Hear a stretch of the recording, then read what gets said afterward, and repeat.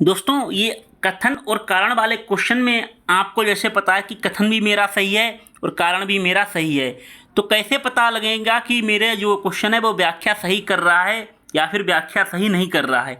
तो इसके लिए आपको सबसे बढ़िया तरीका आपको बता दूं कि जो कथन है और कारण है इसके बीच में आप दोस्तों इसलिए शब्द यूज कर दें। क्लियर है।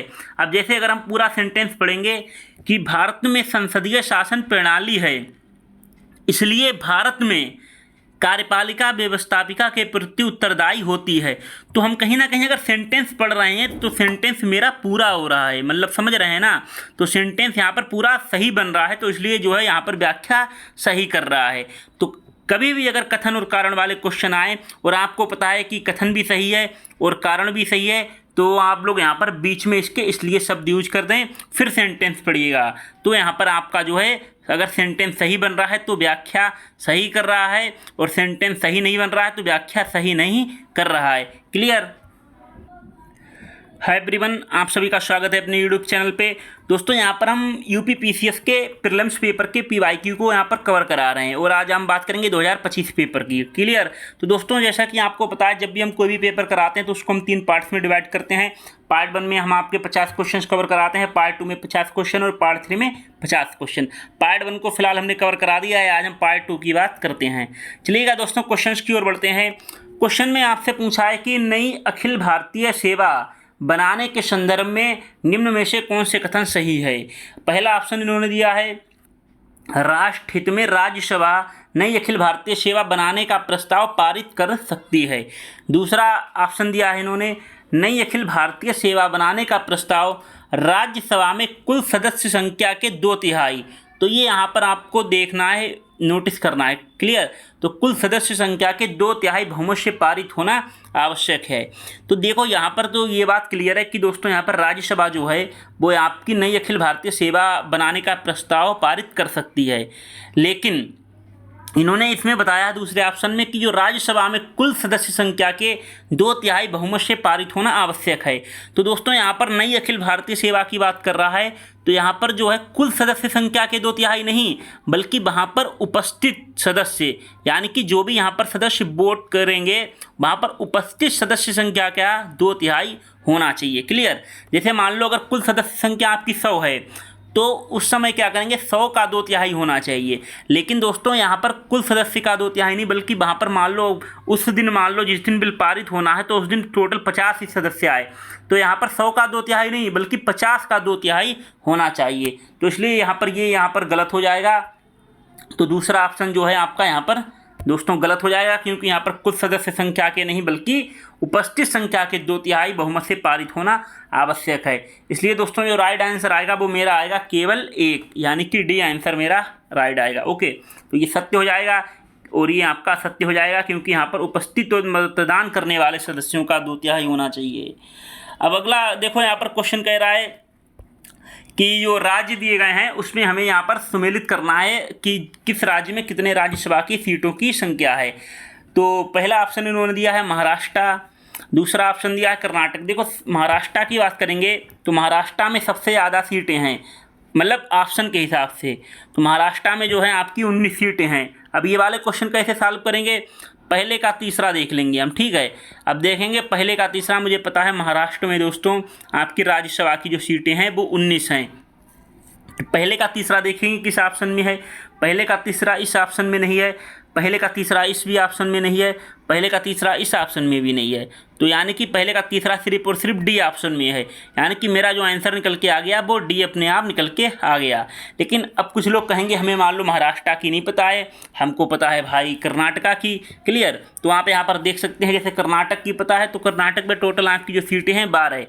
तो मान लो आपको पहले का तीसरा आप नहीं देखना है, आपको देखना है बी का चौथा। अब हमें देखना है बी का चौथा, तो देखेंगे बी का चौथा यहाँ पर किस ऑप्शन में है। अब बी का चौथा देखेंगे तो बी का पहला इसमें है, ये भी बाहर हो जाएगा। बी का चौथा इस ऑप्शन में, इसको होल्ड करेंगे। बी का चौथा इस ऑप्शन में नहीं है तो इसको भी बाहर कर देंगे, और बी का चौथा इस ऑप्शन में नहीं है। तो यानी कि मेरे 2 ऑप्शन यहाँ पर बाहर हो गए। तो मेरा क्वेश्चन जो है यहाँ पर 50% जो है बाहर हो गया। अब इसमें 50% ही हमें सॉल्व करना है।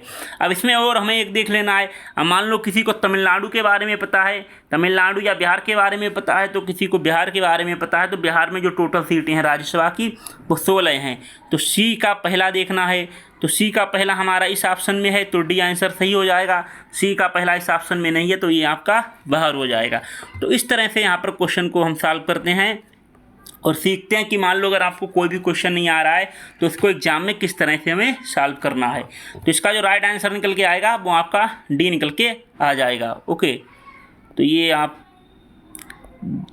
हाँ, ये अब आते हैं अगले क्वेश्चन की ओर। इसमें संविधान के भाग दिए हैं और उनके विषय दिए हैं, उसमें से हमें सही सम्मिलित नहीं है उसको यहाँ पर बताना है, यानी कि हमें जो है यहाँ पर गलत ऑप्शन जो है उसको यहाँ पर बताना है कि कौन सा ऑप्शन यहाँ पर गलत है। जैसे इन्होंने बता दिया कि भाग 4A में मौलिक कर्तव्य हैं, सही है। इन्होंने फिर बताया है भाग 6 में इन्होंने बताया है राज्य, ये भी सही है। भाग 11 में इन्होंने न्यायपालिका बता दिया। दोस्तों भाग 11 में न्यायपालिका नहीं है, न्यायपालिका जो है आपकी वो आपकी भाग 9A में है शायद, ठीक है। न्यायपालिका जो है आपकी वो नगर पालिका, ये नगर पालिका है, न्यायपालिका नहीं। तो नगर पालिका जो है दोस्तों वो आपकी 9A में है, ठीक है, ना कि आपकी भाग 11 में। तो तीसरा ऑप्शन गलत हो जाएगा, यानी कि 1 और 2, यानी कि जो मेरा राइट आंसर निकल के आएगा वो यहाँ पर ए ऑप्शन मेरा निकल के आएगा, क्योंकि नगर पालिका आपकी जो है वो 9A में है, ना कि भाग 11 में। ओके, तो आते हैं अगले क्वेश्चन की ओर। अब इसमें बताना है हमें कि जो राज्यों के गठन हुए हैं उनको हमें कालक्रम में लगाना है। पहला पंजाब दिया है, दूसरा अरुणाचल प्रदेश, तीसरा नागालैंड, चौथा यहाँ पर सिक्किम दिया है। तो राज्यों के अगर हम क्रम की बात करेंगे तो यहाँ पर सबसे पहले जो गठन हुआ था दोस्तों वो आपका हुआ था नागालैंड का, ठीक है। नागालैंड के बाद जो गठन हुआ था वो आपका सिक्किम का हुआ था, और सिक्किम के बाद अगर गठन हुआ था वो आपका पंजाब का हुआ था, और पंजाब के बाद जो गठन हुआ था वो आपका अरुणाचल प्रदेश का गठन हुआ था। तो ये इसका जो राइट आंसर आएगा वो आपका बी आएगा। नहीं, इसमें कहाँ, इसमें सॉरी एक मिनट देखता हूँ मैं इसको। इसमें देखो पहले तो यहाँ पर आपके नागालैंड का गठन हुआ है, क्लियर है। तो पहले नागालैंड का गठन हुआ, ठीक है, फिर उसके बाद पंजाब का। हाँ देखो, नागालैंड के बाद जो सिक्किम का गठन नहीं हुआ था, बल्कि यहाँ पर हुआ था आपका गठन पंजाब का। पंजाब के बाद जो गठन हुआ था वो सिक्किम का हुआ था, और सिक्किम के बाद जो गठन हुआ था वो आपका अरुणाचल प्रदेश का गठन हुआ था। तो ये यहाँ पर आएगा राइट आंसर सी। तो दोस्तों यहाँ पर थोड़ी सी मिसअंडरस्टैंडिंग हो गई, तो यहाँ पर आप देख सकते हैं। तो राइट आंसर जो निकल के आएगा वो आपका सी राइट आंसर निकल के आएगा। पहले नागालैंड का, फिर पंजाब का, फिर सिक्किम का और अरुणाचल प्रदेश का गठन हुआ। वैसे तो आपको यहाँ पर ईयर भी पता होनी चाहिए, क्लियर है। तो आप लोग ईयर भी याद कर लें कि किस साल इसका जो है गठन हुआ। अब आते हैं अगले क्वेश्चन की ओर। इसमें हमसे पूछा है पंचायती राज संस्थाओं के बारे में कौन सा कथन जो है यहाँ पर सही है। पहला इन्होंने दिया ऑप्शन दोस्तों, जो इनका कार्यकाल है वो 5 वर्ष का होता है, सही है। ऐसा आपको पता है कि पंचायती राज संस्थाएं हैं उनका कार्यकाल 5 वर्ष का होता है। फिर इन्होंने कहा कि पंचायती राज संस्थाओं में आरक्षित स्थानों में 1/4 जो स्थान है वो अनुसूचित जाति एवं अनुसूचित जनजाति यानी कि SC और ST महिलाओं के लिए आरक्षित होगा। तो देखो, पहली बात कि पंचायती राज संस्थाओं में जो आरक्षित स्थान होता है वो 1/4 होता नहीं है, वो होता है आपका 1/3। और जो 1/3 होता है वो यहाँ पर SC और ST महिलाओं के लिए सिर्फ नहीं होता है, उसमें यहाँ पर सारी महिलाओं के लिए यहाँ पर आरक्षित होता है 1/3 भाग।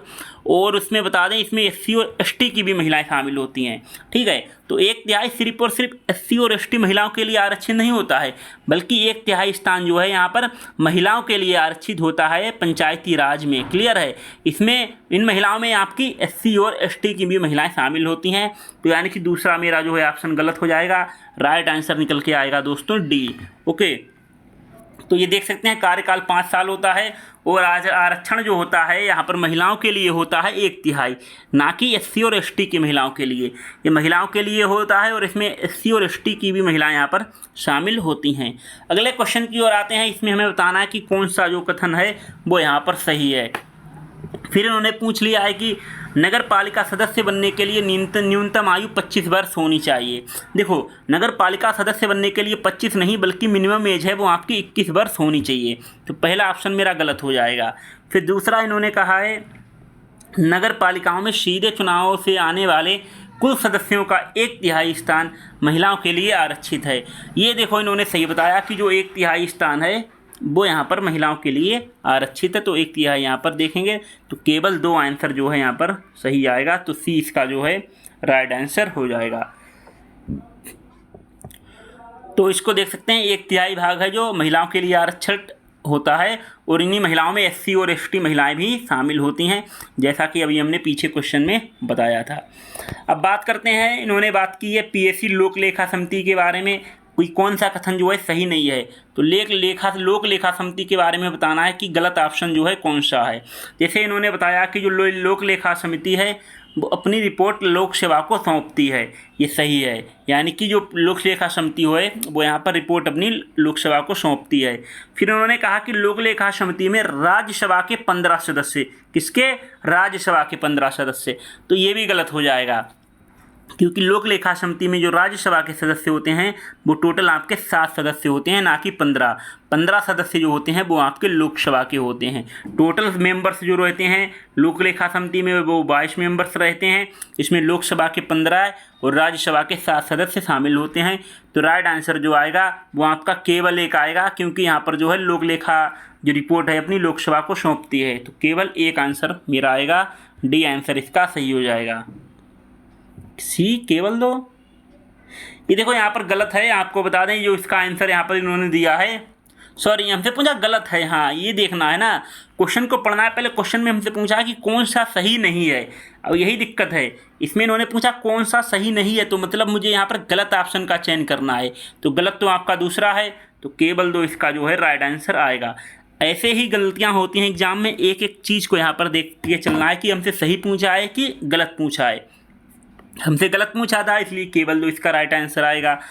तो लोकसभा के जो टोटल मेंबर रहते हैं लोक लेखा समिति में 15 और राज्यसभा के 7, तो टोटल आपके 22 सदस्य होते हैं।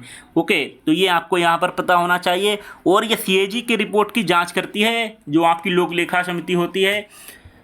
आते हैं अगले क्वेश्चन की ओर। इसमें इन्होंने पूछा है पब्लिक इंटरेस्ट लिटिगेशन के बारे में पूछा है कि कानून के शासन के लिए आवश्यक है। जैसे हमने आपको बताया कि जो इस तरह के क्वेश्चन आते हैं कि कथन और कारण वाले, और जब आपको पता है कि कथन और कारण आपके दोनों सही है तो यहाँ पर हम कथन और कारण के बीच में इसलिए शब्द का यूज कर देंगे। क्लियर है। अब जैसे हमें पता है कि भारत में जनहित याचिका कानून के शासन के लिए आवश्यक है, सही है, तो कथन भी मेरा सही है। कारण इन्होंने दिया कि जनहित याचिका जो है सामाजिक और आर्थिक रूप से पिछड़े वर्ग यानी कि जो कमज़ोर लोग हैं उन तक न्याय पहुँचाने के लिए प्रदान करती है, उन तक न्याय पहुंचाती है जो आपकी जनहित याचिका है। तो हमें पता है कथन भी सही है और कारण भी सही है। लेकिन अब समस्या आती है कि बहुत लोगों को ये तो पता है कि कथन भी सही है कारण भी सही है, लेकिन ये दिक्कत आती है कि व्याख्या सही कर रहा है कि नहीं कर रहा है। तो इसके लिए हम जो है इसलिए शब्द को यहाँ पर जोड़ देंगे कथन और कारण के बीच में। जब हम कथन और कारण के बीच में जब इसलिए शब्द जोड़ देंगे तब देखेंगे कि मेरा वाक्य पूरा सही बन रहा है कि नहीं बन रहा है। तो ये चीज़ आप तो अपने सिविल से मतलब सोचने की अगर आपके पास शक्ति है ना तो आप सब इसको कर सकते हैं। जैसे अब इसको पढ़ते हैं पूरे वाक्य को कि भारत में जनहित याचिका कानून के शासन के लिए आवश्यक है, इसलिए जनहित याचिका सामाजिक और आर्थिक रूप से कमज़ोर वर्गों को न्याय तक प्रभावकारी पहुंच प्रदान करती है। तो समझ पा रहे हैं ना कि जो पीआईएल है वो कानून के लिए आवश्यक है, इसलिए जो पीआईएल है आपकी आर्थिक रूप से पिछड़े वर्गों को यहाँ पर जो है न्याय प्रदान करती है।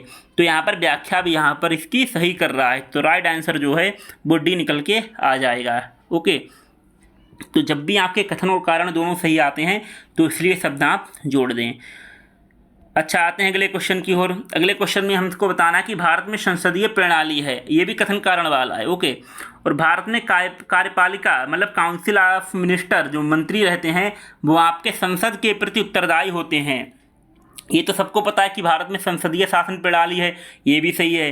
फिर उन्होंने कहा कि भारत में जो काउंसिल ऑफ मिनिस्टर मतलब कि जो आपके मंत्री रहते हैं वो संसद के प्रति उत्तरदायी होते हैं, तो कारण भी सही है।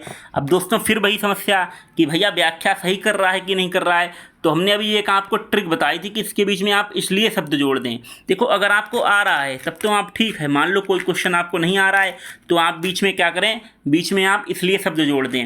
अब फिर से हम पूरे वाक्य को पढ़ते हैं।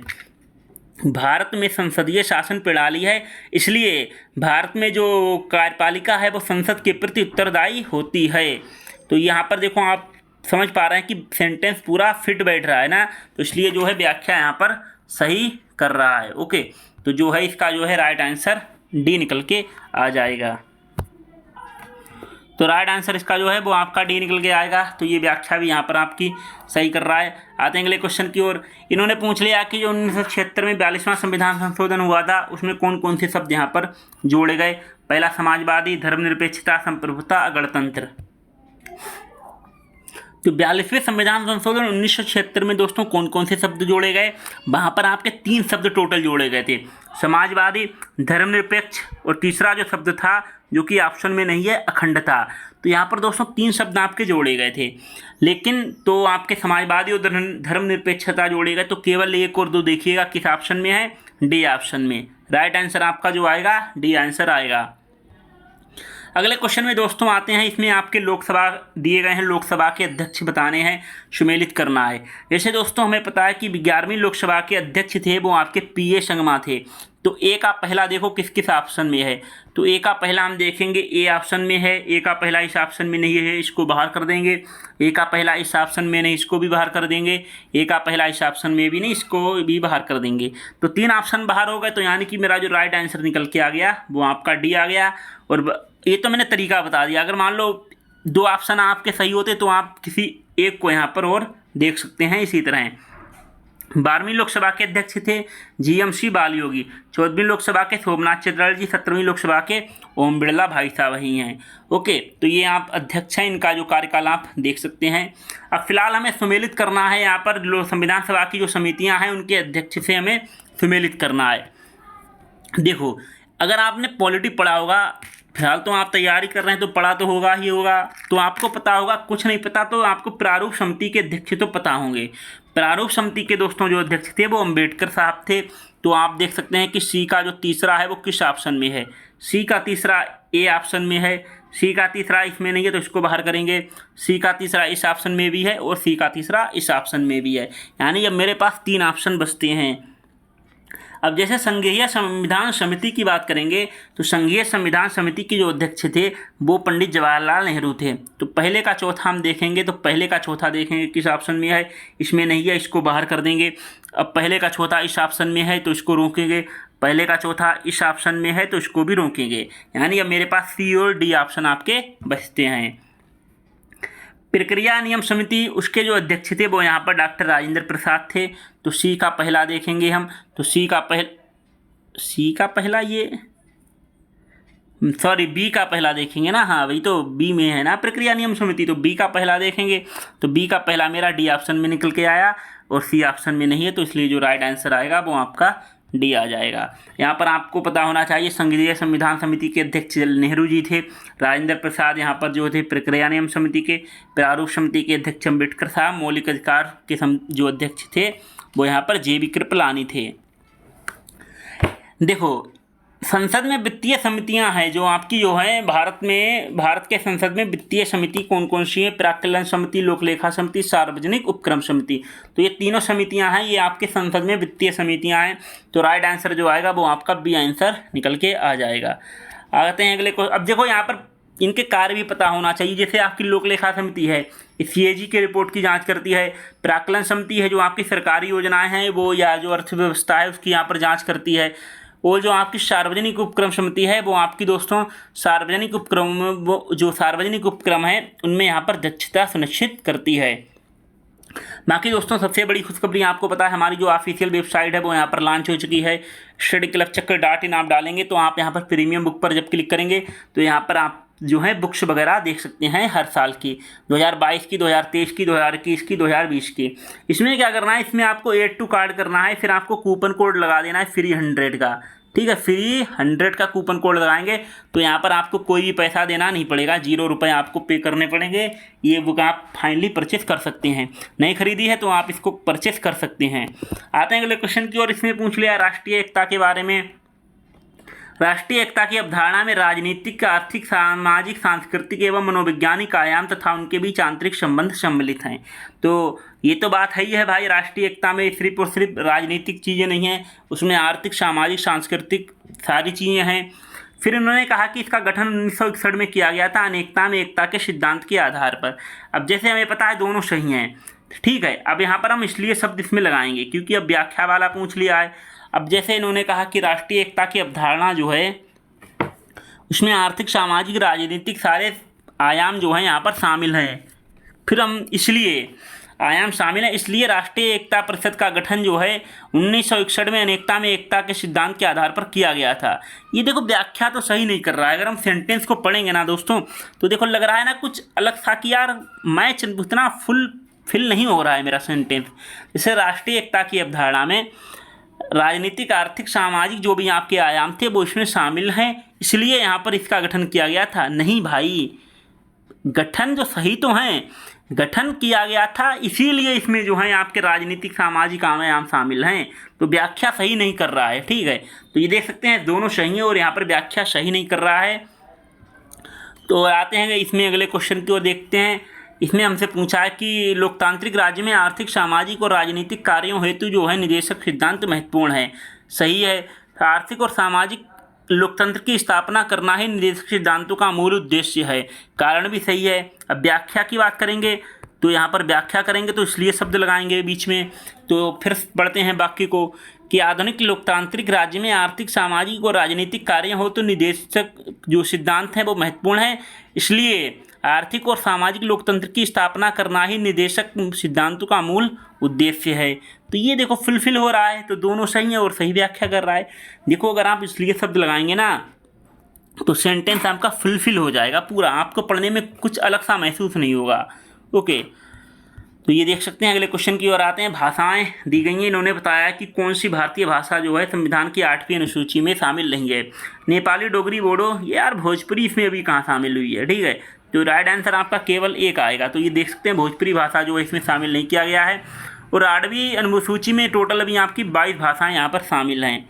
आते हैं अगले क्वेश्चन की ओर। यहाँ पर सम्मिलित करना है सूची 1 को सूची 2 से। यहाँ पर आपकी सूचियाँ दी गई हैं और अनुसूची और जो आपके सम्मिलित करने हैं। ओके, अब जैसे मुझे पता है कि भैया 8वीं अनुसूची में जो आपकी हैं भाषाएं आती हैं, तो ठीक है अब देखेंगे कि बी का पहला किस किस ऑप्शन में है। बी का ये देखो ये लिखे होते हैं ना ABCD, इस तरह से लिखे होते हैं, तो आप लोग समझ रहे हैं ना, ये हर ऑप्शन में ABCD ऊपर लिखा रहेगा। तो बी का पहला देखेंगे, बी का पहला इस ऑप्शन में भी है, बी का पहला इस ऑप्शन में भी है, बी का पहला इसमें नहीं है, ये बाहर हो जाएगा, और बी का पहला इसमें भी नहीं, ये भी बाहर हो जाएगा। अब मेरा ए और बी में देखना है। अब देखो 7वीं अनुसूची की बात करेंगे तो यहाँ आपका संघ, राज्य और संवर्ती सूचियाँ हैं, तो पहले का तीसरा देखना है, ठीक है। तो पहले का तीसरा किस में है, ए ऑप्शन में है, और पहले का तीसरा बी ऑप्शन में भी है, तो इसको भी होल्ड करेंगे। अब हम देखते हैं 10वीं अनुसूची। जैसे 10वीं अनुसूची जो है वो आपका दल बदल के आधार पर यहाँ पर है। ओके, तो यहाँ पर देखते हैं डी का दूसरा। अब डी का दूसरा मेरा दोस्तों बी ऑप्शन में है, ए ऑप्शन में नहीं है, तो इसलिए मेरा राइट आंसर आपका बी आ जाएगा। अब देखो ये इन्होंने बताया 7वीं अनुसूची जो है संघ, राज्य और संवर्ती सूची, ये मत देखना, ये गलत मिला है, ठीक है। 8वीं अनुसूची में भाषाओं की बात की है, 9वीं अनुसूची में आपके जो संरक्षण सत्यापन है, 10वीं अनुसूची में इन्होंने आपके दल बदल की बात की है। अब राष्ट्रपति के कार्यक्रम की बात करते हैं। हमको यहाँ पर बताना है और उनको यहाँ पर जो है सम्मिलित करना है। ओके, तो जैसे इन्होंने पहला ऑप्शन दिया नीलम संजीव रेड्डी, दूसरा ऑप्शन दे दिया KR नारायण, तीसरा ऑप्शन दे दिया इन्होंने दोस्तों APJ अब्दुल कलाम, और चौथा ऑप्शन दे दिया इन्होंने R वेंकटरमन, ठीक है, R वेंकटरमन। तो यहाँ पर देखो, यहाँ पर जो आपके राष्ट्रपति दिए गए हैं, तो यार सीधी सी बात है, जब राष्ट्रपति आपके दोस्तों दिए गए हैं तो इनके हमें क्या करना है, हमें दोस्तों सबसे पहले तो ये फैक्चुअल वाले क्वेश्चन है, तो इनको आपको रटना ही पड़ेगा। ओके, इसमें कोई आपका तरीका नहीं काम करेगा। जैसे राष्ट्रपति अब्दुल कलाम के बारे में पता है दोस्तों, ये इनका जो समय था वो आपका 2002 से लेकर 2007 के बीच था। नीलम संजीव रेड्डी आपको पता होना चाहिए, इनका समय था 1977 से 1982। ओके, तो ये देख लेना। जैसे KR नारायण है, इनका जो समय था 1997 से 2002 के बीच में। ओके, फिर यहाँ पर बात करते हैं R वेंकटरमन की, तो R वेंकटरमन का जो समय था 1987 से 92 के बीच का समय था। तो इस तरह से आप ये रटने वाले क्वेश्चन है, तो इसको आप रट लें और आप इसमें क्रम से लगा दें। तो सबसे पहले कौन आएगा, सबसे पहले आएंगे नीलम संजीव रेड्डी, यानी कि पहला मेरा इस ऑप्शन में है, इसमें नहीं, ये भी नहीं, इसमें भी नहीं, इसमें है यानी कि ए और डी में। नीलम संजीव रेड्डी के बाद आएंगे के वेंकटरमन, इनका समय 87 से 92 था। तो पहले के बाद देखेंगे चौथा किस ऑप्शन में आ रहा है, तो पहले के बाद चौथा आपका ए ऑप्शन में आ रहा है। अब जो आपके दिए गए हैं इनको हमें क्रम में लगाना है। चुनाव सुधार जो हैं, जैसे मतदान फोटो पहचान पत्र, EVM और आपका बीबी यानी कि voter verifiable paper, auditable NOTA, ठीक है, इनको क्रम में लगाना है। तो ये आप देख सकते हैं फैक्चुअल वाले हैं, जैसे नीलम संजीव रेड्डी हो, इनका समय काल आपको पता होना चाहिए, ठीक है। तो ये आप देख सकते हैं, ये फैक्चुअल वाले क्वेश्चन है। EVM 1982 में आया, उसके बाद EPIC 1993 में नोटा लागू हुआ, उसके बाद ही नोटा के बाद BVPAT का पहला प्रयोग किया गया था 2013 में। अब बात करते हैं अगले क्वेश्चन की ओर। कार्यपालिका के बारे में बताना है। उपराष्ट्रपति के संदर्भ में कौन से कथन सही हैं? उपराष्ट्रपति राज्यसभा के पदेन सभापति होते हैं, सही है। ओके, उपराष्ट्रपति राज्यसभा के सदस्य होते हैं, भैया उपराष्ट्रपति राज्यसभा के सदस्य नहीं होते हैं। तो केवल एक आपका राइट आंसर आएगा। ये देख सकते हो, राष्ट्रपति के जो हैं आपके राज्यसभा के सदस्य नहीं होते हैं। संसद की संयुक्त बैठक के संदर्भ में बताना है कौन सा कथन सही है। ये हमेशा पढ़ो कि सही है कि सही नहीं है, ये पूछ लेता है कभी कभी। तो पहला ऑप्शन इन्होंने दे दिया है भाई, पहला ऑप्शन दिया कि भारत के संविधान का अनुच्छेद 109 संसद की संयुक्त बैठक का प्रावधान करता है। गलत हो जाएगा, क्योंकि जो अनुच्छेद 109 नहीं बल्कि 108 जो है यहाँ पर संयुक्त बैठक का प्रावधान करता है। तो पहला गलत। संविधान संशोधन विधेयक को पारित करने के लिए संसद की संयुक्त बैठक आहूत की जाती है। देखो यार, आपको बता दें, संविधान संशोधन विधेयक को यहाँ पर पारित करने के लिए इसकी जो है संयुक्त बैठक नहीं की जाती है, बल्कि जो संयुक्त बैठक की जाती है वो आपकी ऑर्डिनरी बिल यानी कि साधारण बिल पर यहाँ पर बैठक की जाती है, ना कि संविधान संशोधन विधेयक पर। तो दोनों गलत हो जाएंगे ना। क्या पूछा है, कौन से कथन दोनों सही हैं? तो सही कौन सा है? ना तो पहला सही है, ना तो दूसरा, तो ना तो एक ना ही दो, तो बी आंसर मेरा आ जाएगा। ओके, तो 109 नहीं बल्कि 108 है, और साधारण विधेयक पर यहाँ पर जो है आप संयुक्त बैठक कर सकते हैं। फजल अली आयोग के अध्यक्ष कौन थे? ये भी देख रहे हो, ये तो क्वेश्चन सीधी सी बात है, फैक्चुअल है। तो यहाँ पर KT Shah, PC Sitaramayya, KM Panikkar, HN Kunzru. तो KM पणिक्कर और जो आपके हैं HN कुंजरू, ये फजल अली आयोग के सदस्य थे। तो यानी कि दूसरा और चौथा जो आपका है वो C ऑप्शन में आएगा। ओके, तो फजल अली अध्यक्ष रहते हैं और आपके जो सदस्य रहे HN कुंजरू और KM पणिक्कर यहाँ पर सदस्य रहते हैं। अभी आपके क्वेश्चन आ गए हैं, इसमें आपसे पूछा इकोनॉमी के क्वेश्चन है। मानव पूंजी में निवेश से भविष्य में लाभ मिलता है। तो सीधी सी बात है, मानव पूंजी में जो निवेश करेंगे तो लाभ मिलता है। अब इन्होंने कहा कि शिक्षा और स्वास्थ्य लोगों को अधिक उत्पादक बनाते हैं। तो ये तो यार बात सही है कि शिक्षा जो स्वास्थ्य है वो लोगों को अधिक उत्पादक बनाते हैं। अब देखो, कथन भी सही है और कारण भी सही है। अब हमसे बताना कि सही व्याख्या कर रहा है कि नहीं कर रहा है, तो इसके लिए हमने आपको पीछे तरीका बताया था कि इसलिए शब्द जोड़ दो। ओके, अब पूरे वाक्य को दोबारा पढ़ लो आप। जिससे मानव पूंजी में निवेश से भविष्य में लाभ मिलता है, इसलिए शिक्षा और स्वास्थ्य जो है लोगों को अधिक उत्पादक बनाते हैं। पूरा सेंटेंस फुलफिल हो रहा है ना, तो सही व्याख्या कर रहा है, इसमें कोई आपको दिमाग ही नहीं लगाना है। ओके, अगले क्वेश्चन की ओर आते हैं। कौन से खाद्य सुरक्षा का आयाम नहीं है? तो खाद्य सुरक्षा का आयाम नहीं है उपलब्धता, पहुंच, सामर्थ्य, जवाबदेही। यार आयाम मतलब खाद्य सुरक्षा की बात करेंगे, पहले तो उसकी उपलब्धता होनी चाहिए, सही बात। उसकी पहुंच जो है हर घर तक होनी चाहिए, ये भी सही है। अब पहुंच तो रही है, लेकिन उस लोगों की आपस क्षमता भी होनी चाहिए कि लोग उसको परचेस कर सकें, ये भी सही है। अरे यार, जवाबदेही थोड़ी मैटर करेगी, तो इसका ये आयाम नहीं है। तो केवल 1, 2 और 3 जो है आपका राइट आंसर आएगा। केवल 1 और 2 और 3 आपका किसी में नहीं है ना। क्या आंसर दिया है? अरे यार देखो, यही तो बात है। अब मुझसे पूछा कि नहीं है।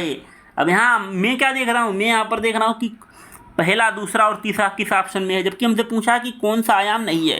एग्जाम में दोस्तों यही गलतियाँ आपसे नहीं करनी है, मैं सच बता रहा हूँ। जब आपसे पूछा कि आयाम नहीं है तो मतलब हमें बताना है कि कौन सा इसमें गलत ऑप्शन है। तो सीधी सी बात है, डी ऑप्शन, मतलब केवल 4, केवल 4 भी ऑप्शन में है। अब हम देख रहे हैं 1, 2, 3 किस ऑप्शन में है। ये छोटी छोटी गलतियाँ ना, यही आपको ले डूबेंगी, समझ रहे हो। तो ये गलतियाँ आपको नहीं करनी है। 3 आयाम है इसके। पहली बात, पर्याप्त मात्रा में उपलब्धता हो, पहुँचो, और जो है लोगों के पास क्षमता हो खरीदने की। फिर उन्होंने बताया दोस्तों, फिर अभिकथन कारण वाले क्वेश्चन आ गए। एक एक क्वेश्चन को मैं आपको तोड़ तोड़ के आपको सिखाऊंगा। ओके, टेंशन ना ले, बस आप लोग बने रहें। और इसकी PDF आपको रटना नहीं है, PDF आप इसके डाउनलोड कर लें, ओके। और उसको आप जो है 2 से 4 बार पढ़ेंगे। पहले तो वीडियो लेक्चर देख लें, पहले वीडियो लेक्चर देखें 1 से 2 बार, और आप फिर उसके बाद PDF को पढ़ें, तो आपको सारे टॉपिक क्लियर हो जाएंगे। निर्धनता रेखा समय और देशों के अनुरूप भिन्न होती है।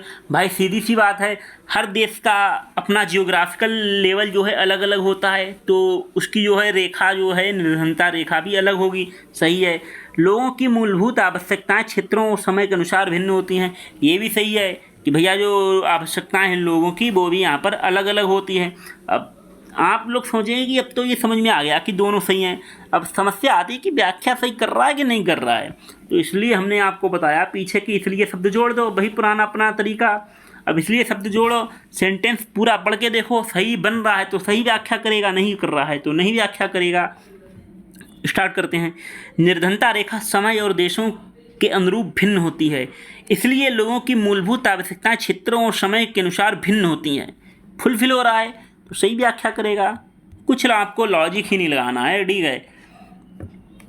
वैश्विक वित्तीय स्थिरता रिपोर्ट जो है किसके द्वारा जारी की जाती है? अंतर्राष्ट्रीय मुद्रा कोष, विश्व आर्थिक मंच, विश्व बैंक के द्वारा। तो देखो वैश्विक वित्तीय स्थिरता रिपोर्ट जो आपकी जो जारी की जाती है वो अंतर्राष्ट्रीय मुद्रा कोष के द्वारा आपकी जारी की जाती है। तो केवल एक जो है आपका डी आंसर हो जाएगा। अगले क्वेश्चन में आते हैं। वित्त आयोग दिया है, उनके अध्यक्ष दिए हैं। ऐसे पूछ लिया कि 11वें वित्त आयोग के अध्यक्ष कौन थे, ओके। अब 11वें वित्त आयोग के अध्यक्ष कौन थे, 12वें वित्त आयोग के अध्यक्ष कौन थे, 13वें 14वें। अब 11वें वित्त आयोग के जो अध्यक्ष थे यहाँ आपका रहता है 2002 से लेकर 2005 तक, क्लियर। 2002 से 2005 तक रहता है। इसके जो अध्यक्ष रहते हैं वो प्रोफेसर AM खुसरो रहते हैं। तो अब देखना कि पहले का तीसरा किस किस ऑप्शन में है। पहले का तीसरा इसमें भी है, इसमें नहीं, इसको बाहर कर देंगे, इसमें भी नहीं, इसको भी बाहर करेंगे, इसमें भी है, यानी इन 2 ऑप्शन में मुझे देखना है। 12वें वित्त आयोग के अध्यक्ष जो रहते हैं वो डॉक्टर विजय L केलकर रहते हैं, यानी कि बी का चौथा। अब बी का चौथा देखना है, बी का चौथा जो है, बी का चौथा, हाँ तो बी का चौथा देखो इस किस ऑप्शन में है, बी का चौथा नहीं दिया है ना, इसमें भी नहीं, इसमें भी नहीं, और 2 ही हमारे कट गए हैं, तो ऑप्शन गलत है क्या इसमें?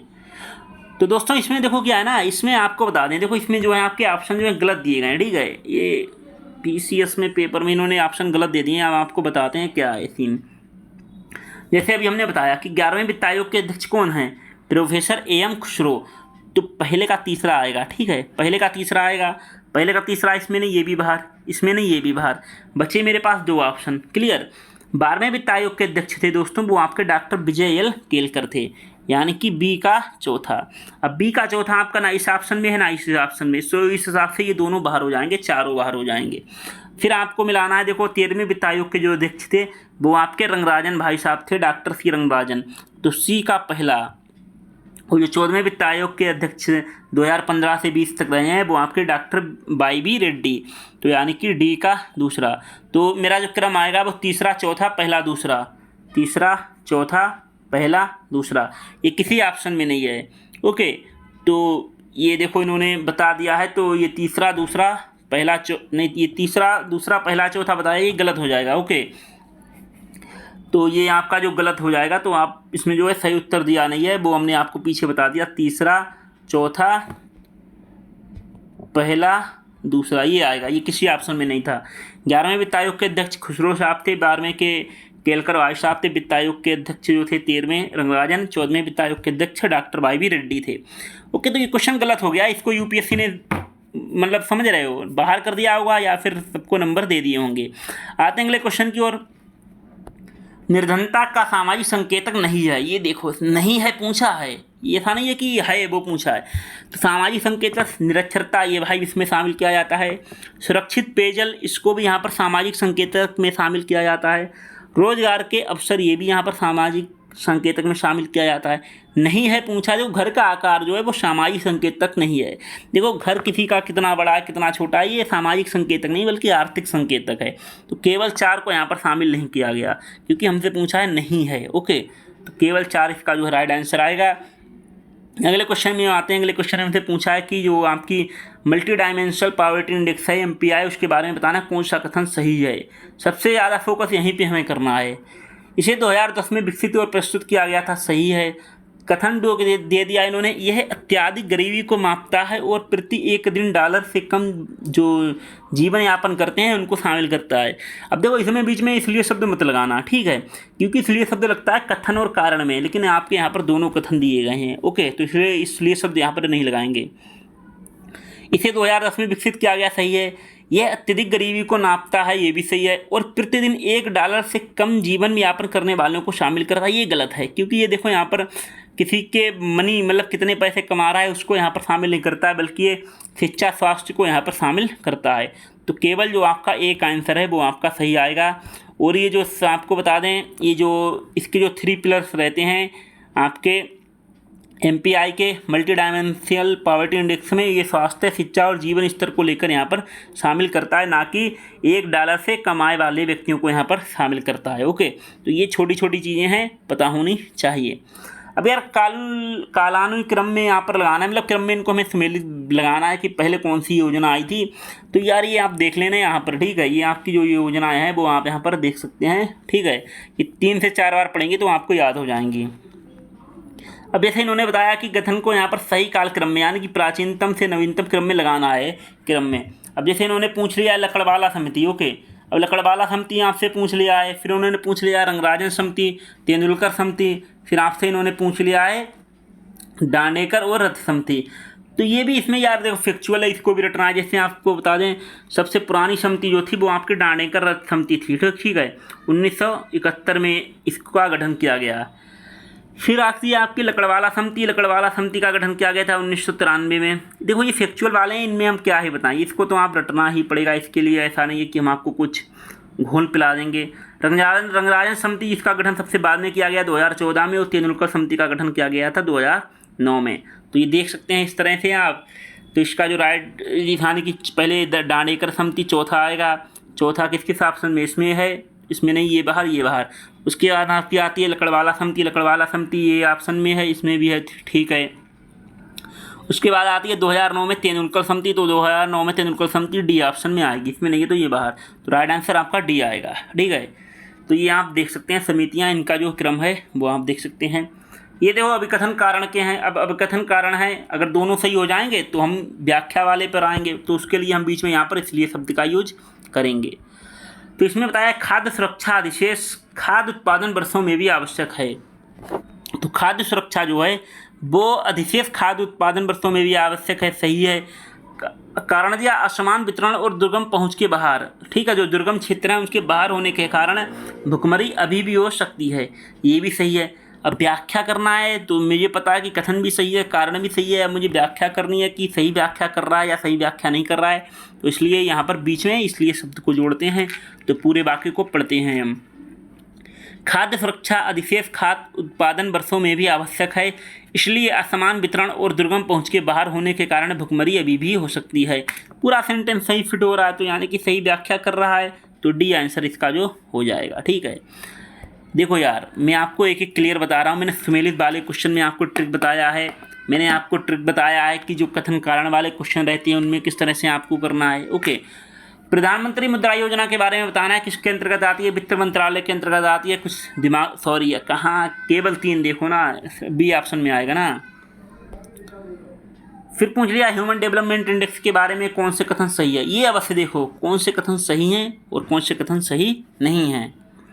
UNDP ने 1990 में अपनी पहली जो है आपको बता दें मानव विकास रिपोर्ट प्रकाशित की थी, जिसमें मानव विकास सूचकांक भी शामिल था, सही है। मानव विकास सूचकांक विकसित करने वाली पहली टीम का नेतृत्व जो है महबूब उल हक और एस प्रेम कुमार ने किया था। देखो इसका नेतृत्व जो किया था महबूब उल हक ने किया, ये तो सही है, लेकिन एस प्रेम कुमार ने नहीं किया था, बल्कि यहाँ पर किया था अमर्त्य सेन ने। ओके, तो ये गलत हो जाएगा, तो दूसरा जो है गलत हो जाएगा, पहला आपका केवल एक सही आएगा, तो डी आंसर इसका सही होगा। तो इसको हमें क्रम में व्यवस्थित करना है, काम के बदले अनाज कार्यक्रम, ये सब देख लेना यार, ठीक है, इनको आपको रटना ही पड़ेगा, इसमें क्या ही हम बताएं। ओके, ये योजनाएं रट लेना, छोड़ना नहीं है, ये पूछ लेगा क्वेश्चन में तो दिक्कत आएगी। अब ये कथन कारण वाले क्वेश्चन दिए हैं। MRP से कम पर वस्तु बेच सकते हैं। देखो MRP का मतलब मैक्सिमम रिटेल प्राइस। अगर किसी चीज़ की MRP 25 रुपये है तो व्यक्ति जो है उसको 25 रुपये से ज़्यादा नहीं बेच सकता है। वो आपका 20 में भी बेच सकता है, 18 में भी बेच सकता है, मतलब MRP से कम दाम में तो बेच सकता है, लेकिन MRP से अधिक दाम में चीज़ को नहीं बेच सकता है। तो MRP से कम पर वस्तुएं बेच सकते हैं, सही है। MRP वह मूल्य है जो क्रेता से वसूलना होता है, मतलब जो खरीदता है उससे वसूला जाता है, ये भी सही है। नहीं, MRP थोड़ी वसूलते हैं। अब मान लो किसी की MRP 25 है तो कोई ज़रूरी थोड़ी है कि कोई क्रेता से, मतलब खरीदने वाले से 25 रुपये ही ले। कोई अपनी चीज़ 20 रुपये में भी बेच देता है, कोई 18 में भी। तो ये इन्होंने बताया, तो ये यानी कि कथन सही है, कारण यहाँ पर आपका गलत हो जाएगा। तो राइट आंसर आपका सी आएगा, ठीक है।